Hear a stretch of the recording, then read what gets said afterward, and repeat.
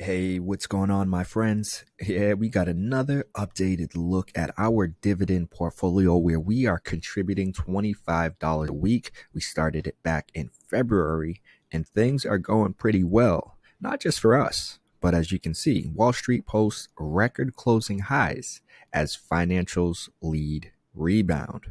So it sounds like we're probably going to be seeing some of, or if we have any, financial stocks doing well, at least in the short term. And we can see markets at new highs and overvalued. So, I wanted to just start off things with obviously jumping into some news on the overall market, but also kind of the belief that some have in terms of a lot of companies being overvalued. So it's important to have a diversified portfolio that has a ton of, not a ton, excuse me, but a few different companies that you can follow. And you might only want to have three or four, maybe five. In this particular portfolio, we have about 10. 1, 2, 3, 4, 5, 6, 7, 8, 9, 10. Yep. And this is some would say this is good. You might want to get more. Some would say you want less. It all is, depending on you as an individual. If you are actually making an effort to follow, these companies that you have in your portfolio.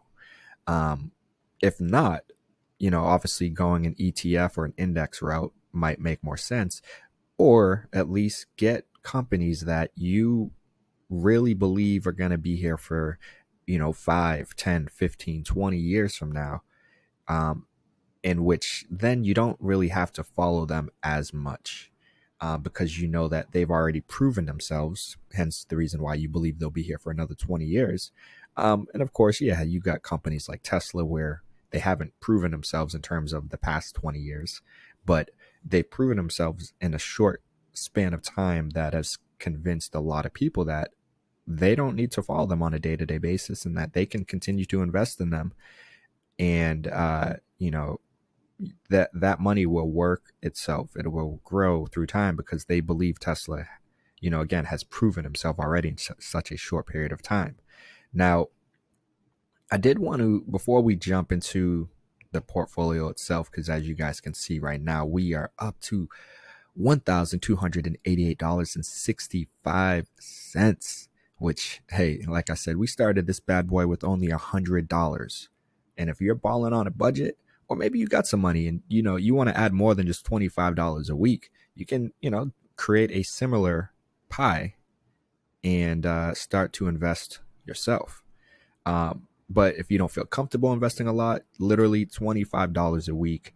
And as you can see, I mean, just over the past day, we're up 1%, which is a gain of 12.81, $12.81. And if this was just money sitting in a savings account right now, you ain't seeing returns like this. Come on now. You guys know what it is. Put your money, just let your money sit in a savings account, and it's just essentially losing its value through time because of inflation. So this is why we have a dividend portfolio, something that's on the side. We have our savings account set up already, and there's other content on this channel. If you are interested in learning more about how you can start to create your own kind of emergency savings, that nest that you never have to touch and worry about, definitely make sure you check out some of the other videos in our channel, in our library, on budgeting, on saving, because it's important to have that in place, because then you can start to create your dividend portfolio where you, again, are contributing $25 a week or $50 or 100 or 500, but that money will work for you. And that's what you want to do. Don't just go and spend your money when you go and work, because you get paid and you just spend your money, then that's it. But if you get paid and you at least start to invest some of your money, it will start to work for you. And so when we jump out to the past week, you can see we're up 0.38% with the gain of $4.80. I mean, it's technically down from compared to the past day. So that sounds like things had started to pick up at the end of the week. And I mean, if we jump over here, where this is Webull, my other favorite investing platform that I use, and this is for more of my I don't know if I'd say risky or speculative stocks, my growth stocks and tech and stuff like that. Um, but if we XL Fleet is still in here, that's funny. I thought I deleted that, but I do like XL Fleet too, and they are low right now, taking a hit. I think their numbers, I hadn't been following them as much recently. I think they hadn't necessarily met some of the numbers that they were previously kind of projecting and whatnot. And this says, yep, downgrades XL Fleet. But they took a hit when everyone took that hit from the tech growth kind of little crash that we saw at the beginning of the year. But I wanted to come to VTI, Vanguard Total Stock Market ETF, which again, there are ETFs that you guys can invest in that will allow you to not just have your money behind one company, or instead of you having to follow all of these companies, you can invest in an ETF that follows. Again, this is the total stock market. But as you can see right now, for how things are going, it looks like it's starting to go back up, and it looked like it kind of fell down and crashed to what I believe is the MA30 line and rebound and bounce back up. So it looks like things are just continuing to go in this forward. You know, there was the past few days had been, oh, is a market crash coming? And I think some of that talk and other stuff with inflation and whatnot has factored into that. But it's a pattern that you see this trend, this pattern. Things go well, then they kind of fall down a little bit. They go well, then they fall down a bit, go well, and they have to consolidate, stuff like that. So it looks like things are starting to bounce back up and continue to go do well. And we'll jump into this article on NEWT in a second. But so that might explain why this uptick from the past day compared to the past week. Which again, it happens, and that's part of the market. That's part of investing. It fluctuates. It goes up and down, and it's never gonna always just go up. But the goal or the belief based off of, just the past however long the stock market has been around. I mean, investing in general pretty much is like things go up, they have to come back down, but it continues to go up. Now, at some point, some people believe that ain't always going to be the case, but hopefully that's not in our lifetime or anything of the sort. It's a video for another day. But when we jump to the past month, you can see our return is actually down 0.32, and we're down $3.98.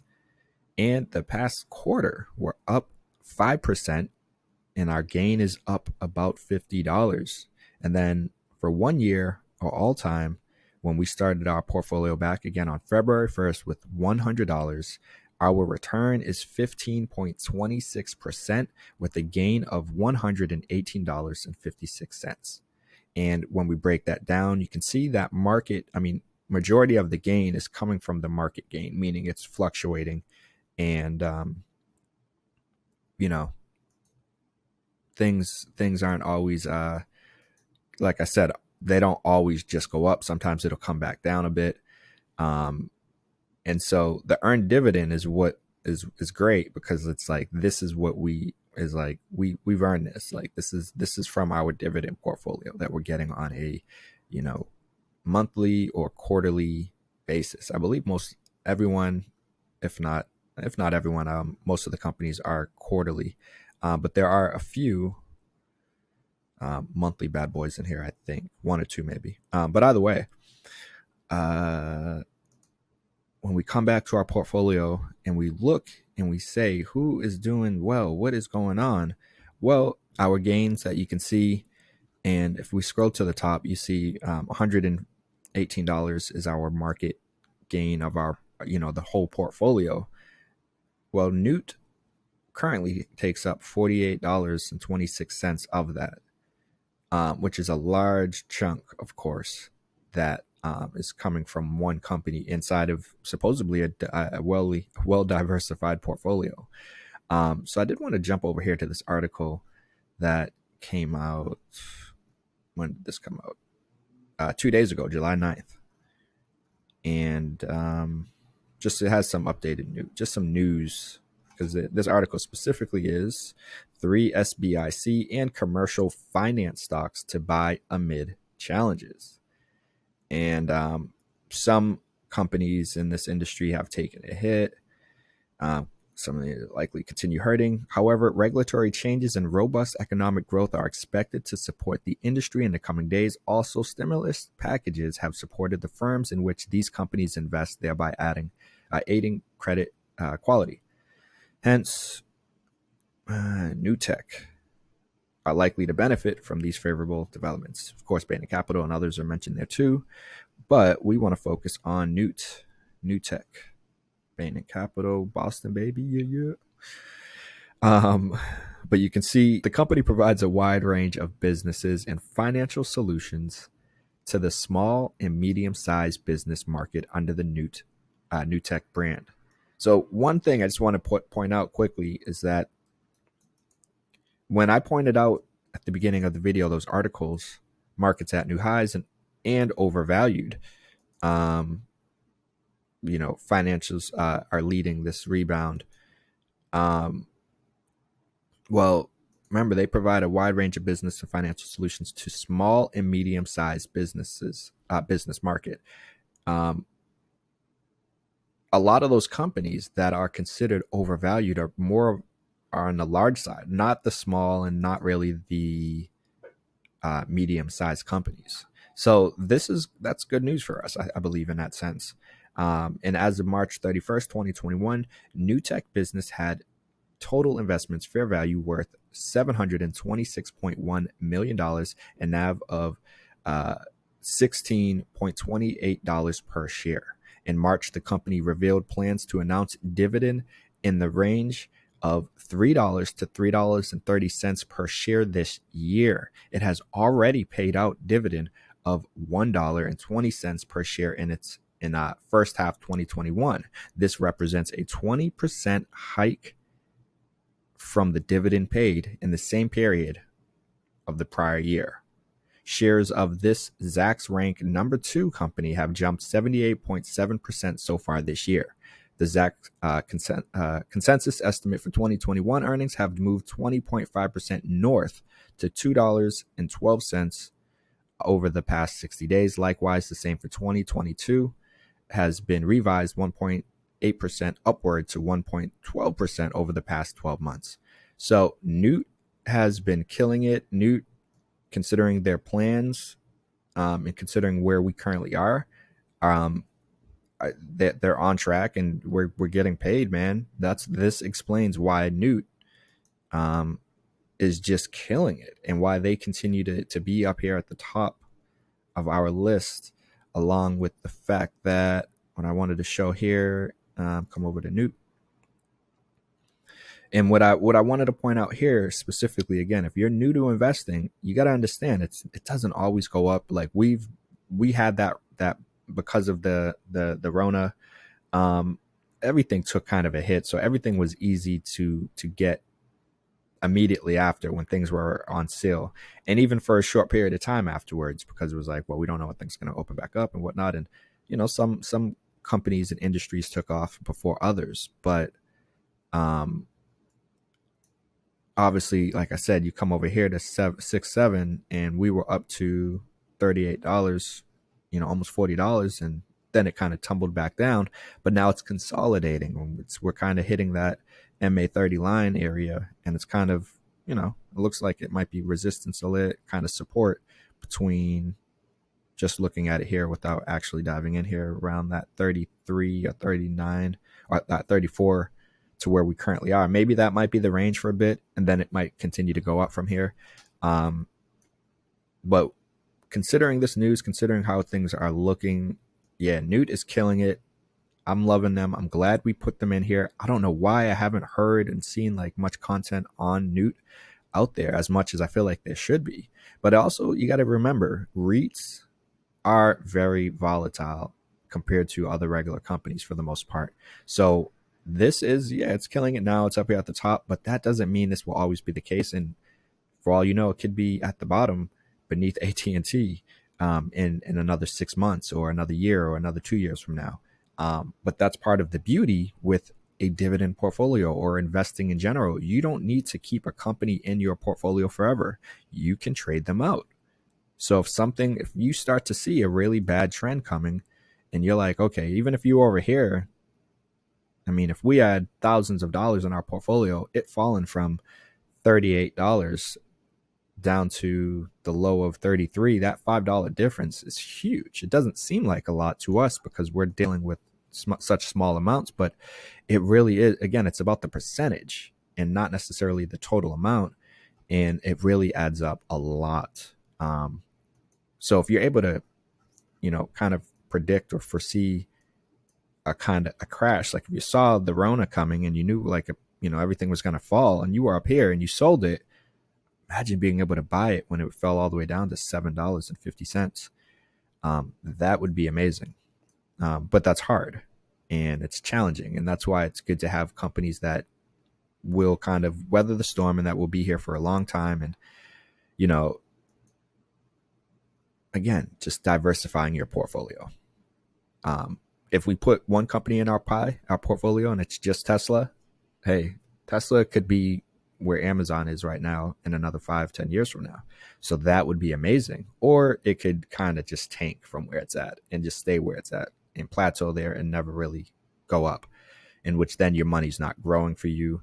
If anything, again, it's like putting your money in a savings account, and with inflation, it loses its value. So our REITs are at the top, NEWT, and then we have Realty Income with a 20% return right now. Pepsi is next with a 16.73%. We have 3M at about 14.50%. We have Coca-Cola at 11.58%. Johnson & Johnson at 10.73%.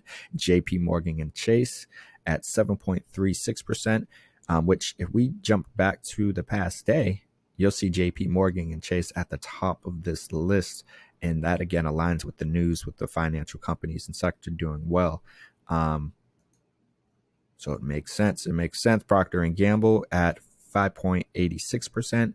Verizon Communications at 3.41%. And at the bottom, AT&T negative 0.12%, which, again, we already know that news with AT&T. We wanted to just ride with them for a bit, see how things go with them. See, they've been around for so long. We're not a fan of them cutting their dividend, but we're also not in a rush to cash in on our money and stuff. So we can keep them in the portfolio for the time being, and continue to work with them because, again, they've been around for a while. They're a powerhouse. Now, of course, that doesn't mean things, all good, as they say, all good things must come to an end at some point. So it doesn't mean they're guaranteed to be around forever. And for all we know, where they're at now might be where, you want to consider letting them go, because this might be the peak of where they might be. And maybe moving forward, it might be all bad decisions. You never know.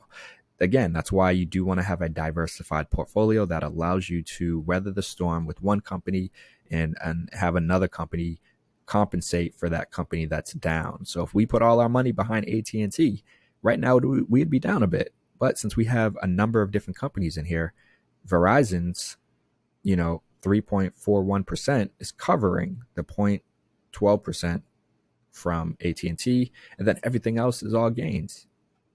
And again, even if, they all kind of turn red, as long as they all continue to maintain their dividends, we would continue to see money coming in from the dividend perspective. And that's the beauty of having a dividend portfolio, because our money is working for us. Now, I'm not saying you're going to become a millionaire with this portfolio. I'm not saying, this is the only thing you got to do to be rich forever. No, $25 is peanuts, of course. But this is a great starting point for anyone out there who's like, I'm intimidated, or I don't know how to invest or where to start. Using my link down below to M1 Finance will give you $30 that you can add into your portfolio. So start your portfolio, add $100 on your own, use my link, you get $30 and you can add it, and you'll already be past where I was after that first contribution that I made basically on February 4th. And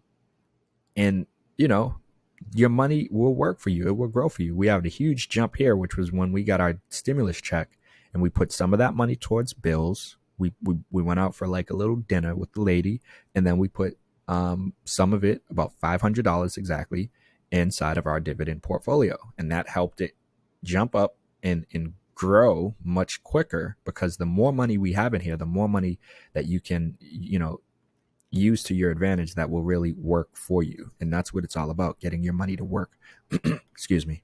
Getting your money to work for you, because then you can get these dividend payments every month. And the goal is to see these numbers continue to climb up, which is what they will do as a result of us continuing to contribute to our portfolio. Now, of course, with this channel, we want it to be focused on you with being able to make, manage, and grow money. And so this is one way you can, again, get your money to grow for you, grow your money.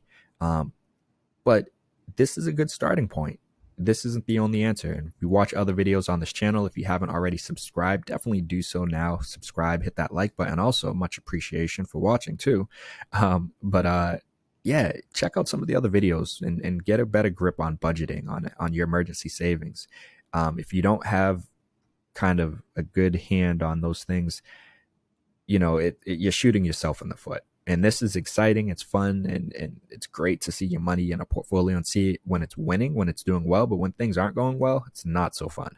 And that's where you want to have those other, you know, savings accounts, those other checking accounts, those other nest eggs that are going to allow you to, again, be comfortable and be fine throughout any storm. When things start to dip and go down a little bit and whatnot, you'll be fine, you'll be good, but you'll still have your dividend portfolio over here growing for you, and you'll always be receiving your dividends, as long as the company doesn't completely cut them or cut them in half or whatever. But if they do, that's fine, because you can just trade them out of your portfolio and add another new company, or just keep it down and minimize it, and then you have more money in a few less companies. Yes, the less companies, the more volatile, but also the more reward.